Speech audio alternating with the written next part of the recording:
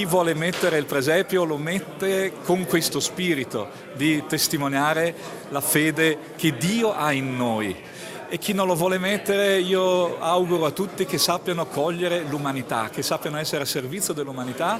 Inutile fare il presepe se non si crede o non si è disposti ad ascoltarne il messaggio. Questo in sintesi il pensiero del vescovo di Treviso Michele Tomasi sul mancato allestimento del presepe alla scuola di Zerman, una questione non politica ma di fede. Il presepio è un annuncio del Vangelo, dice l'incarnazione di Cristo nella nostra storia, quindi ha molto a che fare con la fede. Quel presepio lì, ed è la grande fantasia di Dio secondo me, ci fa vedere il bambino piccolo, povero, escluso, ci sono i pastori, ci sono gli esclusi, i poveri, ci fa vedere l'umanità che ha bisogno di cura.